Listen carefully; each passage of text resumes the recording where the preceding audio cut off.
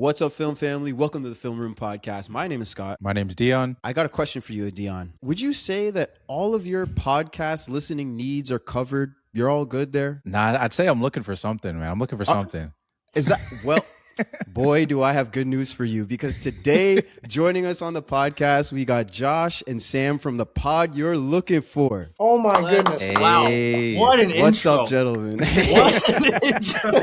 Dude, I've been sitting on that little bit for a while now, just because a little behind the scenes, we had this lined up for a few weeks ago. I had stuff going on. My wife was in the hospital giving birth and all this stuff. We had to postpone, but I had that bit from time. I was like, this is going to be great. This is how I'm starting the episode. I'm glad it landed, because if it didn't, I would have just crashed out, I guess. Yeah. So Just mentally, the idea of your wife going into labor and you being like, but I got to remember this tagline. I got it. Yeah. I got it. She's screaming, and I'm like, I got more important things to worry about. I got a podcast intro. This bit is going to go crazy right now. Welcome to the show, man. guys. Yeah. Thank you, man. New dad. That's crazy. Yeah, thanks. Yeah, that's awesome. Yeah, man. Yeah. No, it's pretty crazy. I mean, I knew it was going to be crazy, but like, it's just such another experience. You guys don't have any kids, do you? No. Not that Maybe we're soon. aware of. Oh, fair enough. No, nothing. Fair No, we got nothing. But that's huge. We're happy for you, man. Yeah, no, I appreciate that, man. But super excited to have you guys, man. Like, welcome to the show. Very cool. We're gonna be talking all things Marvel in this episode. We're gonna be talking a little about you guys and your show, of course. Then we're gonna jump into Doomsday. New trailer just dropped. Perfect timing. They knew this collab episode was coming out, so they had to get a trailer out. That's right. Appreciate that, Marvel. We texted Kevin and he put it out. Yeah, exactly. Then we're gonna quickly touch on Spiderman coming out next week. Very excited Awesome. for that. See what you guys think of. And then we got the MCU tier list, baby. Let's From go. Ironman all the way to Endgame. We're gonna see what's the best, what's the worst, and we're gonna thug it out, talk it out. Might be some sparks. We'll see what happens. But first, I just want to start with you guys. So, like, for those of the listeners that don't really know you guys, just kind of tell us about yourself, like, and your show, and like how it came about, and your guys' relationship, all that kind of stuff. Yeah. We are both lifelong friends. We've been together discussing film for so long. Started with the more bigger things like Star Wars, Marvel, and slowly just kind of progressed into expanding that. And even over the last years, we've been doing this podcast. We started last May, I think. With So Mission Impossible. right. Yeah. So we had been kind of Okay. going back and forth discussing. We're like, dude, we do this all the time at the gym. We do this everywhere, where it's like you're kind of going back with your buddy and you just want to be able to put that out almost. And so it's been exciting. We've been doing that for a little over a year. So that's kind of a little bit of the story of how we came to that. I mean, you can add to that, but Yeah, no, I think you have those relationships in your life where it's like you wish you could just bottle up some of the conversations that you have. And Yeah.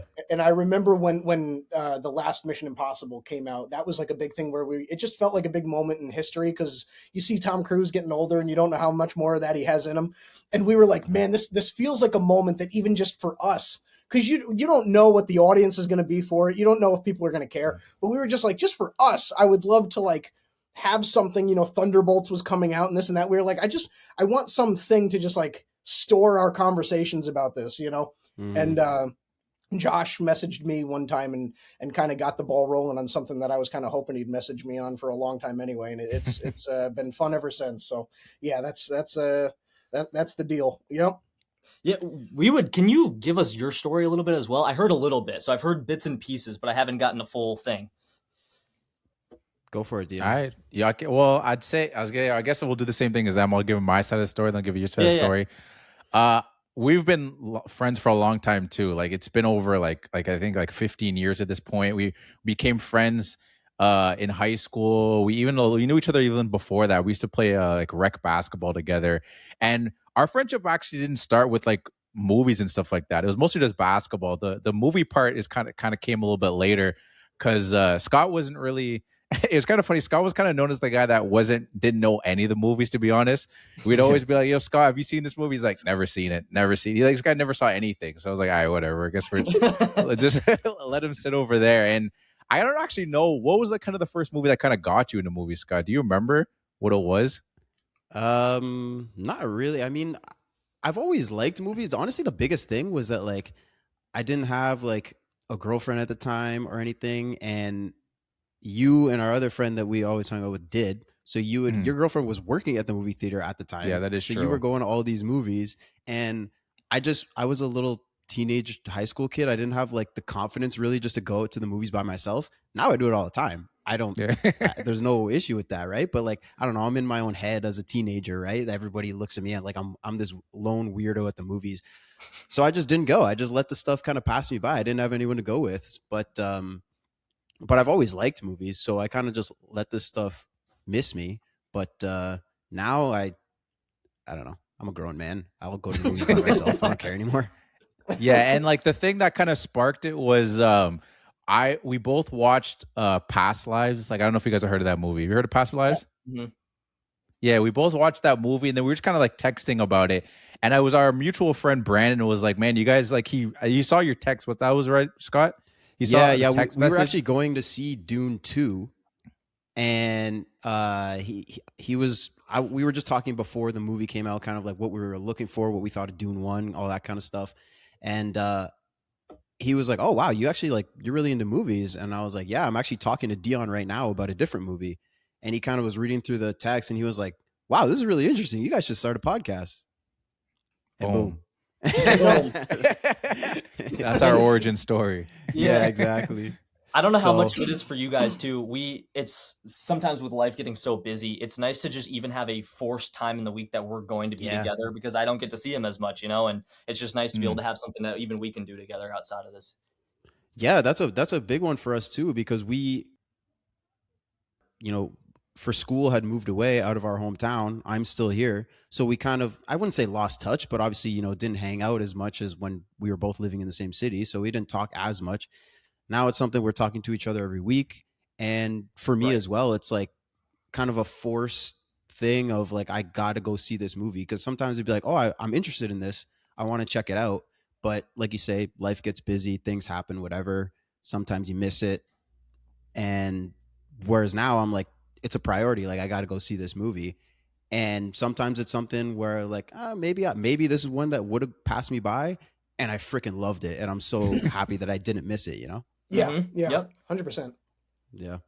My next question for you guys is like, did you guys, because we're going to be talking a lot of Marvel here, did you or do you still read comic books? Like, how important is comic accuracy to you guys? Like, how deep are you guys into the lore of it? Because we're a little more casual. We kind of watch the movies, but we don't really read a lot of the books.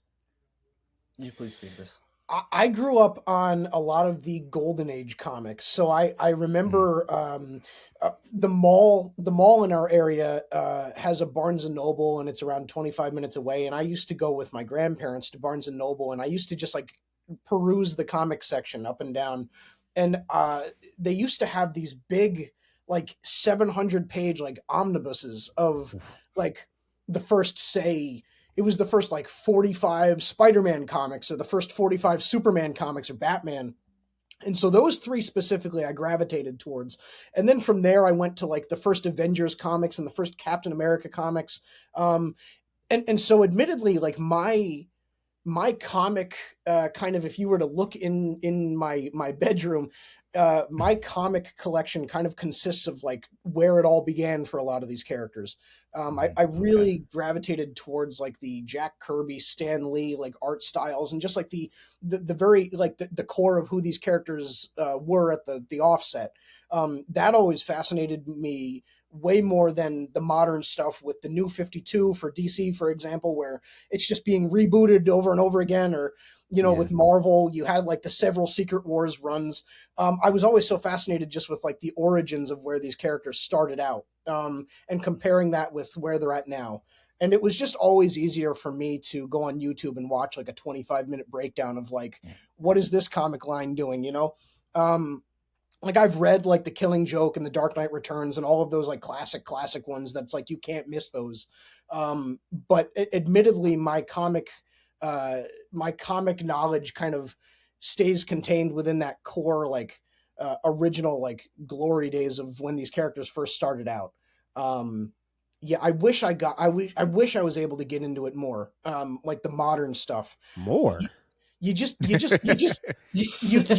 look dude. at it and you're like, it's one of those things where you look at it and I kind of liken it to a new fan maybe trying to get into the MCU now, where it's like, man, I feel like I am trying to hop on this bus 15 years too late. Like I feel like Yeah. there's way too much to dive into here, and it's better to just look it up on YouTube or something. You know what I mean? Yeah. But that's my that's where I come from, is more just the 80-year comics or whatever, you know.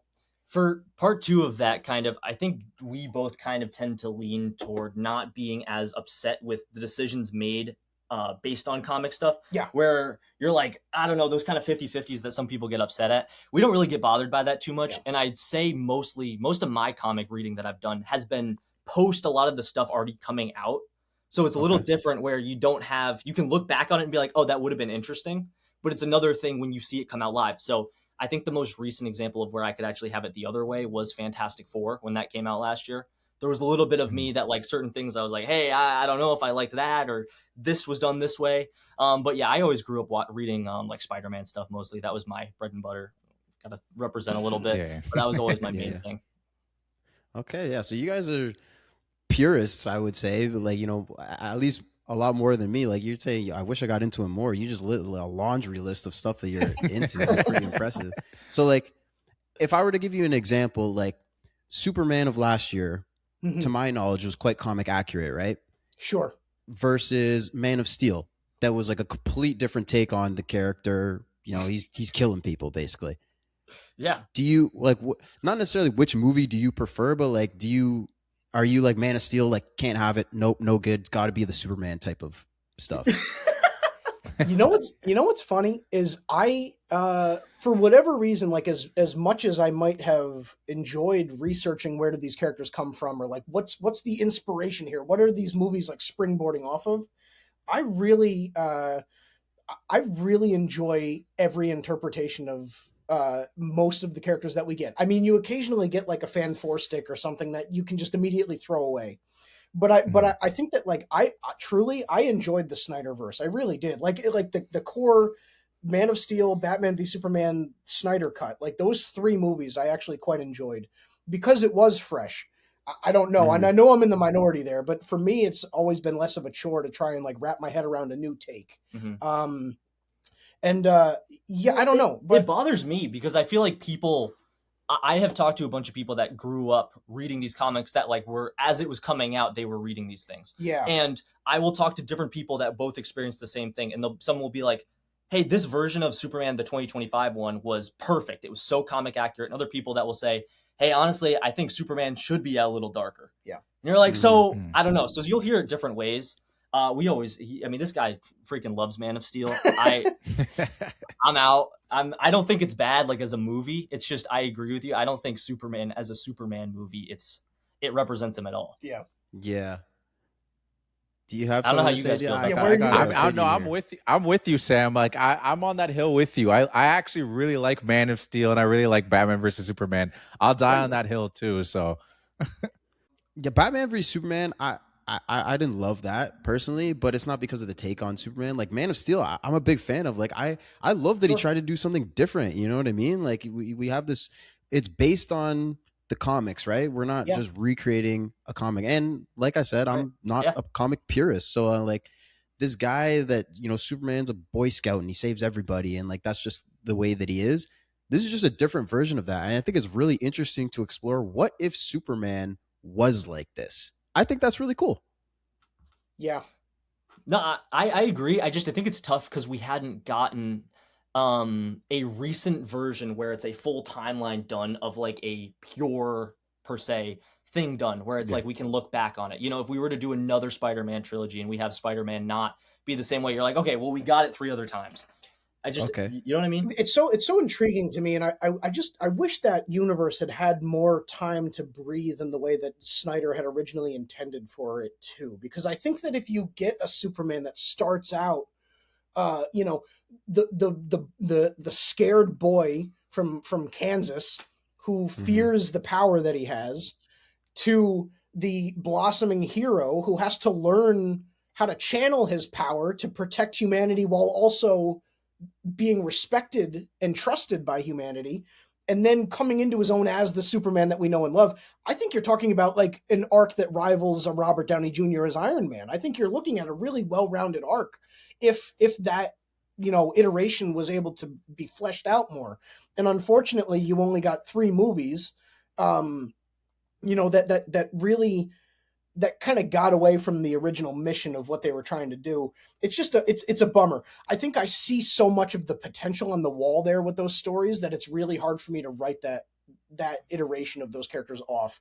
I know it didn't go the way people hoped, and I know most people just aren't even willing to have that conversation about is this version of Superman worth my time, you know? But I just, and maybe it's just I thought that Henry Cavill was like as perfect for Superman as like Daniel Craig is for James Bond. You know what I mean? Oh, yeah. But I really truly, I saw the vision, and I just really enjoyed it for what it was. Because if you look at every other iteration of Superman, I love David Corenswet, but like David Corenswet is like his Superman, like morally and character wise, like is narratively driven by the same things that every other iteration of Superman has been driven by. Like there's not really a huge separation between any of the other interpretations. And then you just have Henry Cavill's Superman that kind of stands on his own and really has gotten people talking over the last 13 years.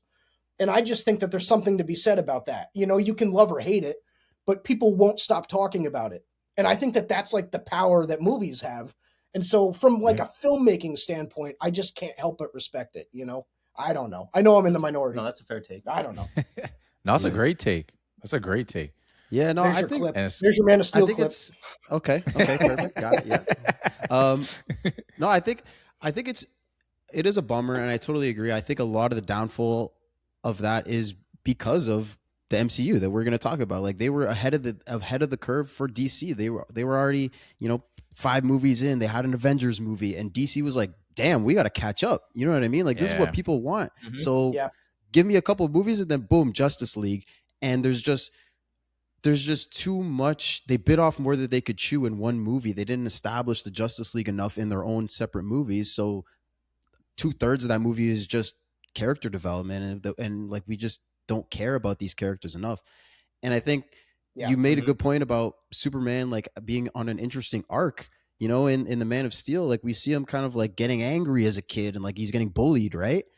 Versus like this pure version of Superman where he's comes out of the womb and he's just like a hey ho, heidi ho, everybody, what's going on? We're gonna save the day here. Like he's just a super gung ho happy guy. Like I kind of like to see like what if he came up as human, which he does come up as we know as his origin, but he kind of has some of these more human qualities and he has to work through them. I think that's really cool.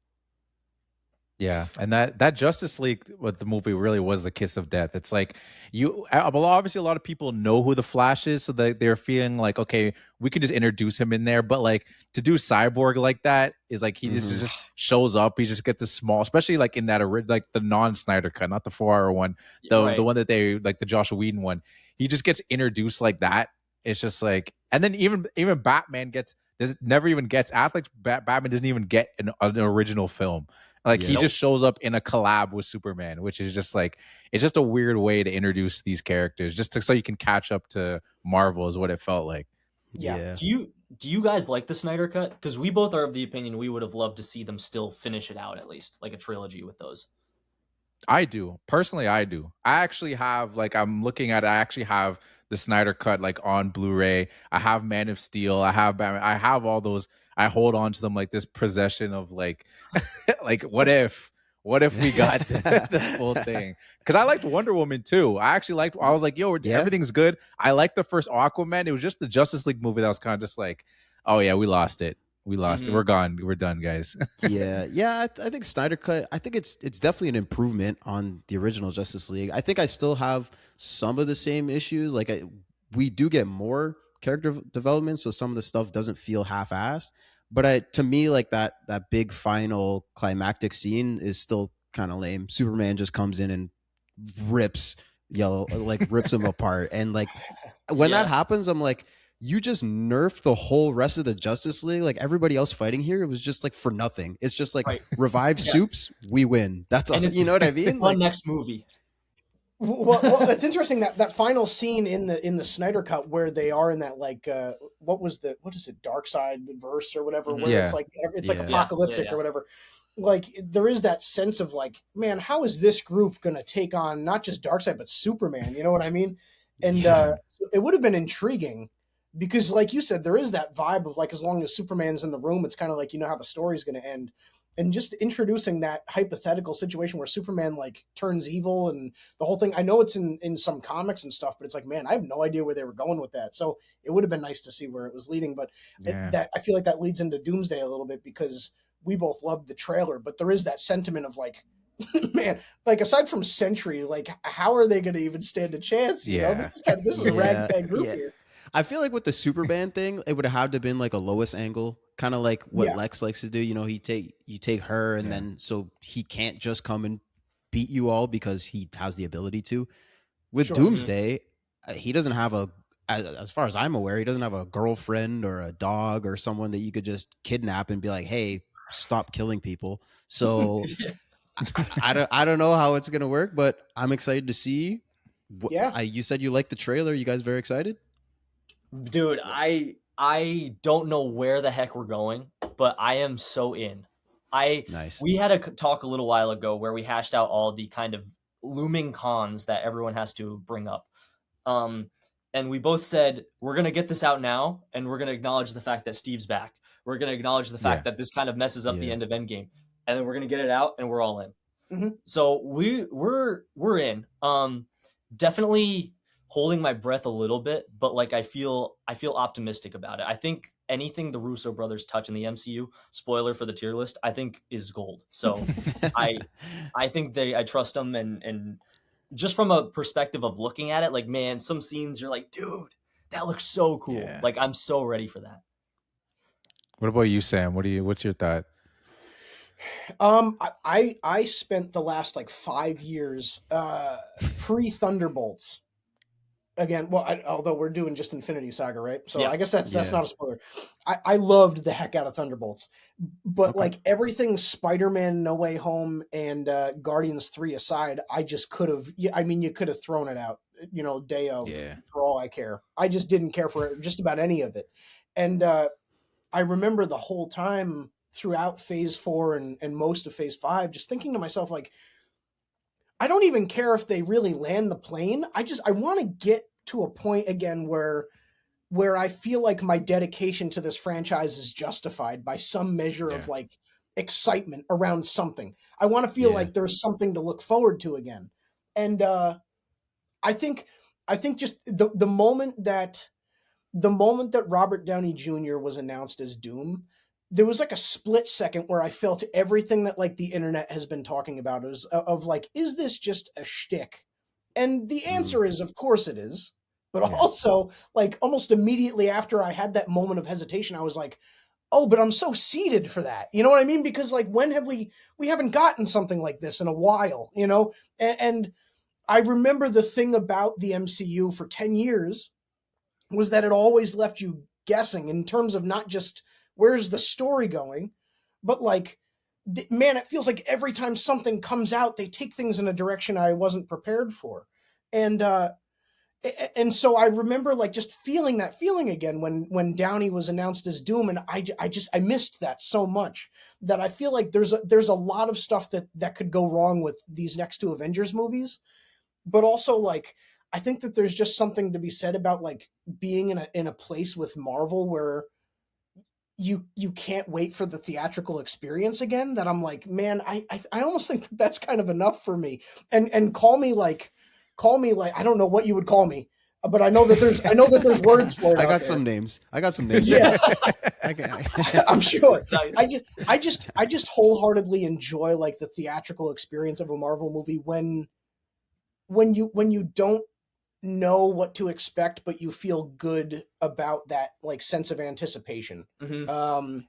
And There's scale and weight and actual importance to this. yeah, Which you know, feels and, like it hasn't been there. and it's been semi-rushed with Doom and everything. We haven't built up to him for 8 years like they did with Thanos before, Infinity War. But I just think there's enough here to be excited about. Mhm. That until I see it, I don't feel like there's any reason to be harsh on the movie. You know what I mean? You don't know what you're gonna get. You really do. Yeah. Like, I don't think I've ever course. known less about like what to expect from a movie experience than that. You know? So I'm in. I don't know. Yeah, no, I hear you. And it's funny, even like Josh saying that too, where it's just like, I don't know what to expect, which is funny. It's just like, I think it's a lot of people's like, there's a lot, I saw a lot of people, I saw a lot of characters I know, but I don't know, there's no plot really that I that I know what's even Just really a lot of going on. people But shaking hands, yeah. yeah, exactly. I saw a lot of people I remember. That's that. But let's go. What about you, Scott? What was your couple of your thoughts? I think what you're describing, Sam, is almost like that feeling of community in the movie going experience, where like early on or throughout the Infinity Saga, you knew everybody was going to watch these movies. So you would go and the theater would be packed and you'd be coming out. There's a buzz around it. And then you go on Twitter or Instagram or whatever, and everybody's talking about what happened and then where is this going to lead? What's this going to lead to? What's going to come afterwards? And we just haven't had that because, admittedly, you're talking about like my dedication. I need this to be validated. I gave up on this friend. I wouldn't say gave up, but I was in a position where I was like, my dedication, they've taken advantage of my dedication for too long, and I am not giving them any more of my money until they give us some quality product. Yeah. And I basically treated these movies like any other movie where I'll watch the trailer. If I think it looks good, maybe I'll check it out. If I don't think it looks good, maybe I'll pass on it. You know what I mean? Like, whereas before it was like new MCU movie, I'm going opening weekend. Of course. And that was just the way it was. And that's what it was for so many people. And it just felt like an event every time that these movies came out. And that's what Doomsday is definitely going to be. But is it almost like I was saying with the Justice League, where we're kind of rushing into it and they're biting off more than they can chew? Like, I'm worried about all of these characters and how are they going to be formed into these groups. They have to establish all that already. If you look at like, if you compare this to Infinity War that they had all these movies leading up to it where, Thor is already off on this side and he's off by himself. And then Thanos comes in. Like, it makes sense why he's with this group of people. And it makes sense why Spider-Man's with Tony. And, like all these groups are already established. They got to do that in this movie and then pay it off. Is that too much to do in one movie? We'll see. We'll see. Yeah. Well, that adds in, though, that they're doing it with the re-release of Endgame. I mean, I'm just curious how much. I saw something floated around of it being 7 new minutes of content. I don't know what they could possibly accomplish in that much, unless it's just focused on like Steve Rogers again. But like, yeah, he just comes back and be like, "Hey guys, I'm actually fine." That's it. That's all they had. That's it. Yeah. But I also wonder how much, and Scott, I'm interested by what you were saying, because Sam and I had this conversation recently about how much we look at things through the sake of being podcasters now, and how much of it we should be looking through it like when we were fans before. Because again, as fans, we were going to be there probably no matter what. Yeah. But now doing the podcast, we for sure have to be, Right. And it's interesting because how much of the way I view these things is too objective and not taking enough of just the heart behind all the stuff into it. But then moving to the trailer, though, I do feel like the thing that Marvel does really well is hiding what the trailer, what the movie's actually showing you. And sometimes there's even specific shots that are totally skewed. And so I'm so interested to see when we get to actually watch this movie, how much of it is, for instance, the Thor scene with Doom. Is that scene just that? Is it Strange or Wanda that's behind it helping? Is it some sort of dream he has? Is it some sort of thing where he's just got like foresight or something? The whole background of it looks weird. It looks kind of, I don't know. Then you've got things like Steve appearing to Thor at the end. Is that actually Steve there? Is it, you know what I mean? Like just a lot of things like that I'm curious. Maybe that's where you get RDJ. That's what I thought they were going to do. So I just wonder if they do something like that, but you never know. Yeah, no, that's a really good point. And I guess the only pushback I'd give you is like, is that really raw? Is that really like Steve? Is the fact that he grabbed the hammer? Because otherwise, I've been like, oh, is that Mystique? But is that two different things? You know what I mean? That is true. It could be just two different things cut up. Yeah, no, that is a good point. I don't know. It might just be that simple, but it just seems like a weird reaction to me for that Yeah. moment. No, I I'm don't know. I'm with you guys on just like wanting to feel that magic, right? Like that's why a lot of times, even with the way they've been promoting this movie, like me and Scott have talked about it, and even a little bit of Spider-Man 2, you get upset when they keep giving you these little things. I'm like, I want to go into this movie and get some kind of surprise. Don't constantly tell me who's in this movie. Like I want to like, oh snap, kind of like with Deadpool when you saw a character. I'm assuming you guys saw Deadpool and Yeah. Wolverine, right? Yeah. Like when you see Blade show up and stuff like that, like to me, it's like I imagine them the way they've been showing people. It's like, are you just gonna show everybody? Are we ever gonna have a moment when they're like, you grab the guy beside you and be like, yo, no way he's in this and stuff like that? You know what I mean? Like just constant, like give us some surprise. Which I am optimistic that they did leave us some surprises, but like they've been showing us a lot and keep announcing, hey, this guy's coming back. This guy's coming back. I'm like, all right, guys, like there's not much. How much surprises do you have left for us? Like. That was my only worry leading up. It's a big movie, man. I would be surprised if there isn't any other surprises. I feel like there's got to be. What they are, Yeah. I don't know, and I wouldn't even try to allude to because I don't know what comics these are based on or what they're. I don't know any of that stuff, and that's almost like why I loved these movies so much too, because everything was new for me. Right? I'm not like some people will come and be like, oh, they're doing this comic. And I think it's just a different perspective, but you have a different kind of level of expectation. You're like, okay, I'm hoping that they do this scene and they bring in this character and they kind of have this aspect of the fight or whatever. I'm just coming in and I'm like, I want to see a good movie. Like that, the way I try to not overthink these things. I try to really come in simply and just come back, sit back and be like, all right, let's see what's going to happen. Am I going to like this? Am I not? I have some level of expectation. It's just a human thing, but I try to come in with a blank slate and just be excited about whatever I'm going to see. I am excited to see Thor return to what looks like a more serious character and like be the leader of the team this time. Steve was obviously the leader he's Captain America. He was the leader of the team. And then even like in Civil War, it was kind of him versus Tony as the leader of the team. Like they were clearly the 1A, 1B type. Thor was obviously like part of the big three and his power was just insane. Like he's super strong. But as a character, he didn't really have a lot of those leadership qualities. Mm-hmm. Ironic being, the leader of Asgard. But now in this movie, it's got to be him, right? So yeah. And it looks like he's a little less like jokey Thor in a fat suit, like that kind of stuff I didn't love as much. So I'm excited to see where they go with the character now. I couldn't agree more. And the last thing I would say on the trailer, like for me, my excitement is a big thing is the X-Men. Like I knew that we were gonna get the X-Men. Like when I was a kid, like my dad really got me into X-Men. Like we watched like the animated cartoon, like the 90s show together. We watched that whole thing. We have the whole box set of that, like all over that. So, and then when those movies came on in the early 2000s, absolutely love those movies. So just to know that the X-Men are now going to be involved in this world, I'm excited for that. I don't know what their directions for them. I don't know if they're going to do like something's going to happen. Then they're all going to be young. So then we get new cast because like it's a lot of the older cast. It's like a mix in there. So like, I don't know exactly what their plans are for that, but I'm excited to see where they go forward with the X-Men because those guys, that's just like a fun group of characters that I'm interested to see where they go forward in this world. Not to derail, but as we're recording this, the next day they're doing the Marvel panel at San Diego Comic-Con. Do you think that's where we get some of the X-Men announcements for casting? Probably. I mean, you guys would be better to answer your own question than me. But I mean, I know the San Diego, that's like the big Comic-Con, right? Yeah. And they always come with heat, right? So it makes sense to me. Yeah, I'm very eager to see. I think it was either Kevin Feige or the Russo brothers were asked a while ago by somebody, and I'm paraphrasing a lot of this, so excuse me for that. But they were asked about like how they felt about having like this big team up movie at a time where they're having to reel the fan base back in rather than pay off years of buildup. And they kind of likened it.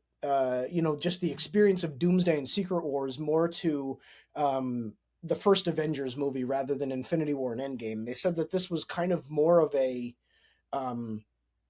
you have these standalone projects like a Shang-Chi or like a Thunderbolts movie that you can kind of extrapolate from, but they've all been kind of building to this new era of Marvel. and that they're treating this more like a new beginning for a lot of these characters than they are for, you know, a big build up wrap up event like Endgame was. And that's interesting to me, to have a movie on that scale, but to have it be kind of a beginning, which is another reason why I just have no idea what to expect from this. And I'm just like, hey, you know, you guys haven't let us down before, speaking to the Russos. So, Yeah. you know, I'm in. We'll see how it goes. But I think that likening something that massive in scale to, you know, the start of something rather than to a bookend is quite intriguing to me. So we'll have to see where it leads. But I'm bought in. Yeah, Yeah. that is a really good point, and I think it's a great question. And I think what worries me, what I could say about that, is that they've never really did it before. Yeah. So, like, because like you said, it's very different when you're okay. These are established, and we're moving towards kind of like the end of their story versus we got to set all this stuff up. And there is a level to that in Infinity War too, because there's the conflict between Steve Rogers and Tony, and you have like this siloed story with the different groups, and they're chasing the Infinity Stones, all of that. So like a lot of that is set up for what is going to be Endgame. So I suppose there is some parallels there, and they nailed Infinity War. So Yeah. Gotta Yeah, save- it is. save It for is. the bracket. Save it for the. Save it. you're for right. the, You're right. You're right. You're right. Save it That for is the tier list. Tier list. The tier That list. is true. That's That's true. You guys enough. want to jump into Spider-Man, a little Spider-Man talk, or Yeah, Please, quick. please. That sounds great. Oh. All right, I guess I'll start then. Jeez, nobody's very my excited. bad. before I thought you were about about to say something, so I was. What, Scott, you- that's what you we're teed waiting it for. up. We've just been You waiting. teed it up, bro. Jeez. No, All I right. teed it up, and then I saw your mouth moving, so I was like, "Oh man, I don't want to step on his." We Step thought we were on just him. getting a live recording here. We just wanted you guys to go for it. And, you know, we were just No, gonna man, no. We want you. We came for the opinions of the pod you're looking for, not for the I don't know, the eyes of the pod you're looking for. Anyways, Spider-Man coming next week. I think this trailer looked freaking awesome. And like I said, like I'm totally level on these movies. So if I didn't like it, I would be totally audience and say I'm not super excited for it. It's a Yeah. Spider-Man movie, so I'm already gonna be somewhat excited for it. I love Spider-Man. Everybody loves Spider-Man, but this trailer looked freaking dope, dude. Like there's Mhm. so many hurdles for Peter to worry about. Like he's got to be reconnecting with MJ. He's maybe going to be at a party, like watching your girl with a new guy. I could put myself in those shoes and just, I don't have superpowers and imagine what I would do to the guy. You know what I mean? So like, but she doesn't know that you exist. Like that's just a crazy dynamic. I'm excited to see that. yeah. Yeah. What are I your don't- guys' thoughts? What are you? You mentioned the surprise thing. The biggest gripe I've had with the lead up to Spider-Man right now is we are putting everything in the trailer, it feels like. There is 16 trailers coming out. There's a new 3-second snippet of the Hulk punching Spider-Man again. There's every little piece of it where I know they're leaving a lot out of this movie. So that's not what I'm saying is that like, oh, they already gave us the whole movie. I Right. feel like a lot of those moments would have been so much cooler to witness right in the theater. And a 100%. thing like Spider-Man that's tracking to do better than No Way Home, it could hit $2 billion even. You don't need to put all that out. And it's tough because those things are unavoidable for people that are like semi in the space, you know, there's nothing you can do about it. So I wish we had gotten less of that. But with that said, everything we're getting looks so good. I think Yeah. it's never been more apparent. Like it's one of those things you almost don't realize it until you see something else that like John Watts' head needs to be put on a spike. Seriously, he like everything looks so good. It looks so good. Yeah. And I'm so excited to see that. I keep hearing him talk about Destin talk about how it's going to feel so much more immersive now. You're going to feel like you're flying 100 miles an hour swinging through the city, and it looks like that, you know? Mhm. I couldn't be more excited from that side of things.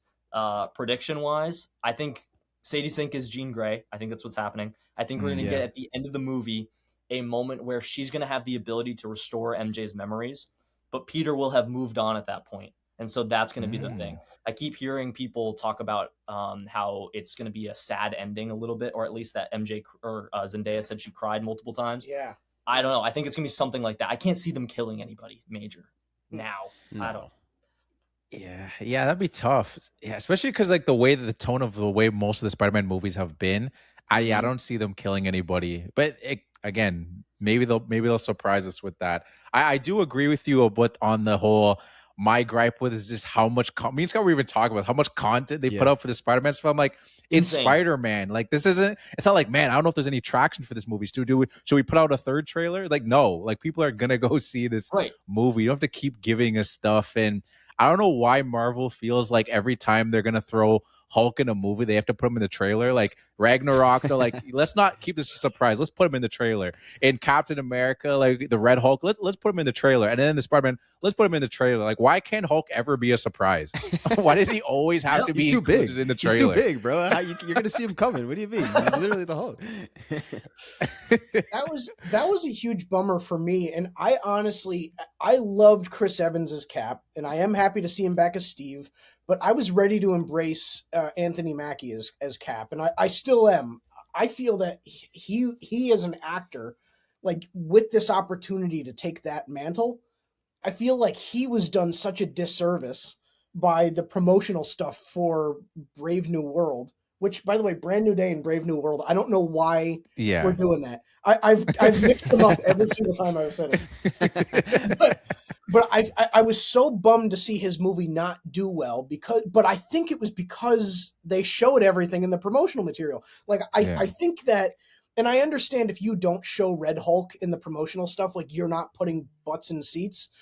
However, it's such a bummer because it's like that movie plays out and it's like, it's going well and it's going well and it's going well. And I honestly was really enjoying myself in that movie. And then like the realization that like that Red Hulk sequence was the climax, but like I knew every bit of how it was going to play out because I watched it in the trailers. Like I was so bummed out because I was like, that was his moment that like we deserved to see for ourselves for the first time in a theater. Like that was his Star-Lord dancing in the beginning of Guardians 1 and you being like, you clocking being like, oh, now, okay, so this is the vibe that we're going with in Guardians. This is how they're going to differentiate themselves. You know what I mean? And I was so bummed because I feel like that fight, that sequence was the moment where we would have looked back and been like, that was the moment we as an audience were finally ready to embrace him as Cap.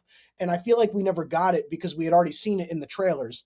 And, Now, with that being said, I think with everything we've seen in Spider-Man Brand New Day stuff, I think we've seen like 4.5 minutes of the movie. I don't think we've seen a lot of the movie. Yeah. And I think even the stuff that we have seen has been chopped up to all know-it-all. I think that like, I have no idea what's going to go on in this movie. And I think that there's things missing in scenes. I think that like there's characters in there that like aren't in the final. Like I think there's just a lot going on here to unpack. You say that, but if the final act is another Hulk, like I don't that's think the it big is. thing, I'm gonna be so annoyed. No, it can't be. It can't be, dude. I think there's a main villain that we haven't even seen yet. Like I think that I hope so. I think that I've heard like whispers about Jackal being the main villain, and like that's an angle that we haven't taken ever in the movies. I think that like there's a lot that we just have been told but haven't seen still. Now I think a lot of the stuff with Hulk, with how long we've wanted Mark Ruffalo to be in like an angry Hulk position again, that does bum me out that we've seen, you know, the thunderclap sequence and he's throwing Spider-Man out of a building and there's a lot there. But like, but I think the core of the movie is seeing Peter Parker back to being who Peter Parker is supposed to be, and that alone wraps me in. To Josh's point about John Watts, I think that John heard when Andrew's movie To his death threat about John Watts, you mean? I think that the discourse around Andrew Garfield's Spider-Man movies was that like we got too much Peter and the Peter stuff wasn't compelling enough, and or it was just too convoluted. And so I think that like John Watts heard the stuff about like the Peter Parker things with Andrew, and he was like, all right, we gotta lean more into Peter Parker and really flesh out Peter Parker. But then the problem is Homecoming and Far From Home are just two Peter Parker movies and Spider-Man's like a background character. And I think that John Watts like really leaned into Peter more than any of the other movies did, but he understood who Peter Parker is the least out of all three of the iterations of Spider-Man that we've gotten. And so I was so desperately missing the depressed Peter Parker that like Mm. can't get a dang thing right in his life. Like I needed that. I needed that shot of him like sitting next to the washing machine while his suit went through the wash. Like I needed those types of things again, where it was so him watching him watching MJ get all cuddly with her new boyfriend. Like I Yeah. needed those moments where I was like, all right, Yeah. so we're back to Peter being down on his luck perpetually again. And I think that was just so poorly missing. I hate how in Far From Home, like his biggest Peter Parker problem is that he can't find the necklace for MJ for the overseas, class trip. Like I hate that like his biggest problem in Homecoming is like he's not sure if he's going to get to Flash's party on time. It's like, Yeah. we're missing the mark here. And so Yeah. I am glad that the overarching negative narrative around Brand New Day is just no matter where Peter goes, like he either feels he doesn't belong or he feels he can't get a grip on the stuff that he can control. And Yeah. I think that's what makes Spider-Man Spider-Man, because you have this amazing, compelling clashing of this hero who protects the city and gives his all, and by all accounts gives this impression off that like he's the guy that's got it all together, so that when the city doesn't, like he'll stand in between them and what's going on. But then like the reality is he's just a broken guy underneath who is like his life is hung together, tied together by like raisins and boogers. Like he's got nothing in control in his life. I just think that's so Yeah. compelling that you have this hero that puts on this face like a Superman. I'm going to be the middleman between you and the danger. But then like he can't even save himself from his own stuff.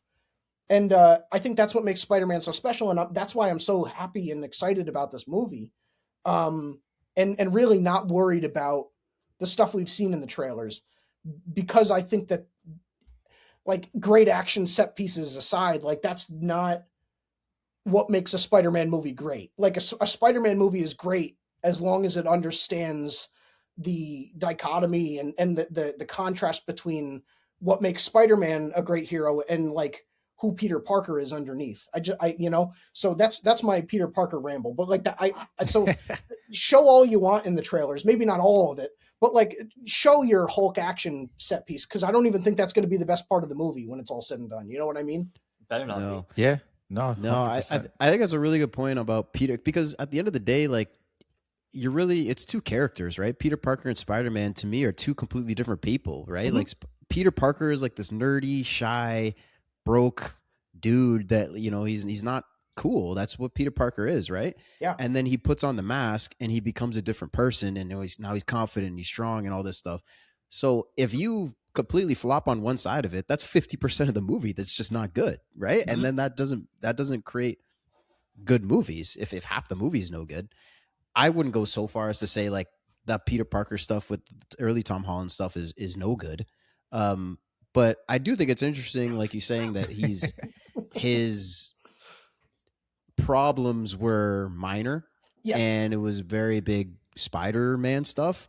This one is just like problems galore. And I think like when you have a movie, that's like the pull of a movie is like, here's all the conflict. How is our hero gonna get out of this situation, or how is he gonna save the day, or how is he gonna figure out how to do this? Like, and that's what we're going to movie to see, right? So all of these problems, there's the villain.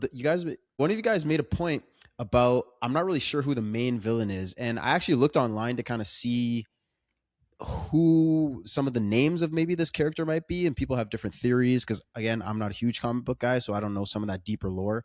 But in the trailer we see someone like kind of hopping from body to body, like mind controlling type of thing. One, that just looks super dope. I don't know how that's going to happen. So I don't know who necessarily that's going to be, but to me, I feel like that's going to be like the main villain, just because like that's such a strong power. That's so OP, right? Like you have Scorpion, that's like a comic book villain. That might be a minor kind of issue. We see the Hand, that's a Punisher villain, and Frank's in there. So I think that's going to be maybe that tie with Spider-Man and Punisher. See what happens there.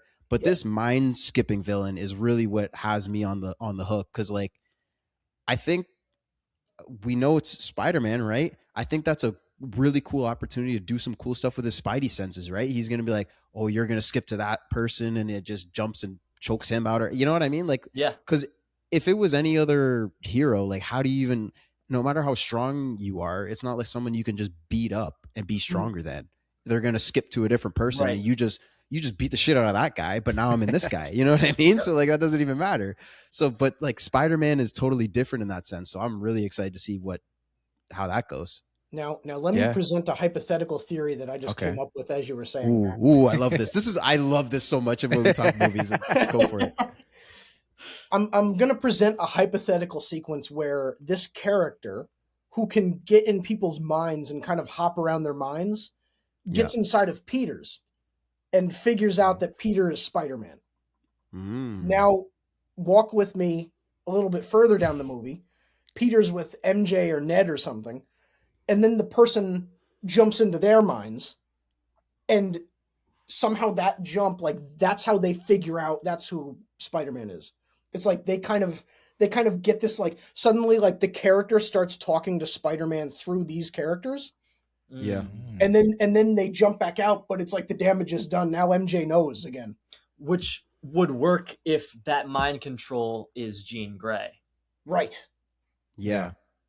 But that again would be the villain. But I think that's a really interesting point. I think when you get to the end of your hypothetical is where I would stray off course from you, where you say like if they jump into MJ or Ned, right? Because basically what you're saying is like you would have to be aware that you're under control, right? To be like I guess that's the other element. Yeah. So, and to me, I feel like that's not the case. I feel like you get mind controlled. You know, run, do this, and then you kind of they skip to the other person. You're like, what the hell? Where am I? Like that kind of thing. Yeah. So to me, it would be more if he does jump into Peter Parker's brain while he is, you know, lusting over or thinking about MJ, then he goes like, oh, that's this guy's girl. That's how I'm going to beat this guy. Now that ties MJ, because early on, you know, if you know who Peter Parker is, he's dating MJ. I grab MJ, and now he has a problem to deal with. Yep. Yeah. Right now, MJ's not his girlfriend. So MJ doesn't know who he is.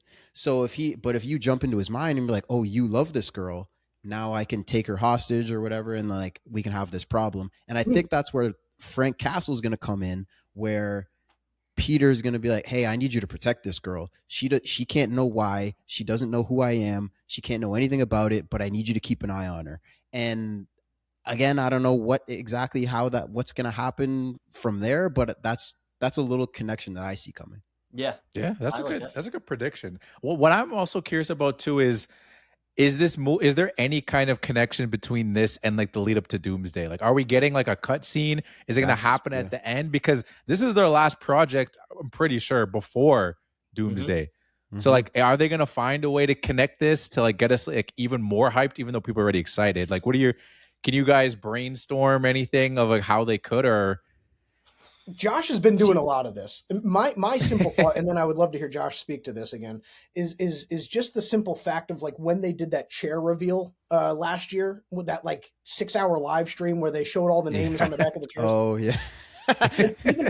even at that time, like one of the very clear, if we're going to do an Avengers movie, so-and-so would be a part of it because they're just like a present existing mainstay of the franchise. Like Tom Holland was like still at that time, even though Brand New Day had just been announced, like it was very clear if we're going to do a thing, he's a part of it. And he wasn't one of the names that was announced. And so in my head, it's like, there's a valid reason why he is or isn't a part of this movie. And I feel like you can't close out Brand New Day without showing some thing that connects the two. You know what I mean? I don't think this is a standalone Peter Parker thing. And then in Doomsday, he gets roped in somehow. Like I think by the end of this movie next week, he's already in the fold of whatever is happening in Doomsday. I just think there's a valid reason why in a chair reveal where you're announcing the Thunderbolts and the Fantastic Four and all of like the present mainstays of the franchise, you leave him out. Like I think that there's a very clear connection there why he would or wouldn't be there. But I would love to hear Josh. Yeah. The technical thing is I've heard one post-credit scene right now that is related to Doomsday. Don't know if that means Spider-Man related to Doomsday or just Doomsday. The fun answer would be, imagine if they do something where they kill Spider-Man by the end of this, and then we do something symbiote related so that we can fulfill that Secret Wars arc, and that he's just not in Doomsday entirely. That would be something that would be pretty fun. So the symbiote brings him back. Right. Which would be so interesting, but that's like huge, you know, and that really opens things up. The funny thing to me is I saw some people talking about this. They're like, hey, a Doom's coming. You got to tell Daredevil to get his butt in here. It's like, what is he going to do? You know, like Spider-Man can, like, provide some help, you know, like he can. But, yeah, it's like you just lost all your blind viewership on YouTube. I hope our blind viewership. Think about that for a second. Just think about that for a second. Our blind viewership. I didn't say anything, so I didn't even know what the hell I did. Exactly.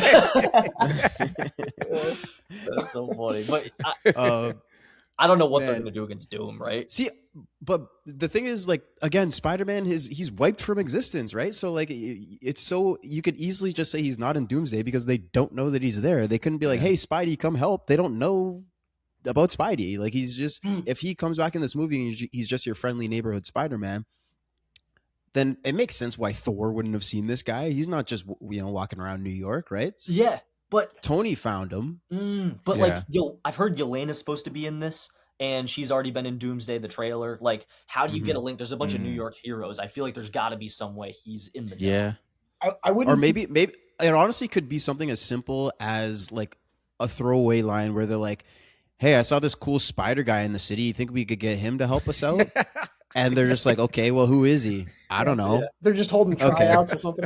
Yeah, you know exactly. what I mean? Like this, or someone's like, oh, a spider guy. Yeah, well, why don't we get the moth guy to help us out too? You know what I mean? Like, they'll just kind of no, we don't got like Josh that, Whedon writing the script anymore. We're not gonna get those kind of jokes.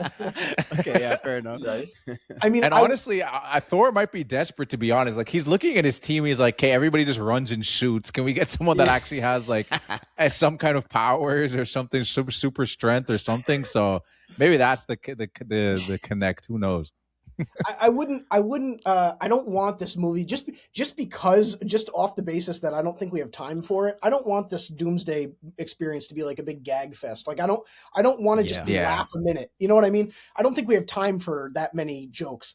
But one self-aware thing I think they totally could do is for, like you just said, Thor to look at the people that he has in that room and be like, yes, who else do we got? You know what I mean? Yeah. Yeah. I saw 100%. I saw Alex Coleman say this, and he was just that image of when Thor's looking at all of them, and he's like, "Man, I came back and my team's rebuilding. Like, what's going on?" Yeah, exactly. Yeah, came back to a rebuild. That's a tough situation. I'm an unrestricted free agent next year. I just got to play out this contract year, and he's gonna hold out maybe for a new contract. Yeah, hell yeah, hell yeah. We got Braun, baby. Are you? A little bit of Thor. Are you fans? Yeah. Oh, he's a fan. He's a big fan. So, whoa! So this is probably a huge day for you then. This is enormous. Are you kidding me? With Jaylen Brown a couple weeks ago, and Dude, now we got you've freaking been living LeBron it up. James. We You're traded having, Paul like, George year for of all Jaylen years Brown here. and LeBron James. Got rid of Daryl Morey, and now we're just darlings of the NBA. Hell yeah! Yeah. Be honest with me, because this is a safe space. Which was more major for you, LeBron coming to the Sixers or your child? Oh. No, my son's got it for sure. 'Cause LeBron's 85 years old, man. Like, he's gonna be helpful in the playoffs. 100%. This is a big deal. I'm not gonna say it's not, but I don't know. I'm also not a big like reactive guy. I want to see them win. Don't get me wrong, but I've been through so much pain. I was there through the process. And good God, Yeah. I think that I just have the scars from that, and now like nothing can hurt me. So if they go to if they miss the playoffs next year, I'll be fine. Yeah. Actually, probably not. There's no Check way. on me. Yeah, I was If gonna say. they miss the playoffs, check on me. But There's no way. They got to just blow up the team at that point. but no, it's a pretty big deal. LeBron freaking Yeah. James is 76er with Jalen freaking Brown, Crazy, VJ Edgecombe, Tyrese Maxey, Joel Dude, Embiid. that Oh, team is baby. juiced. Oh baby. And on that note, I think it's time to get into our MCU tier list, baby.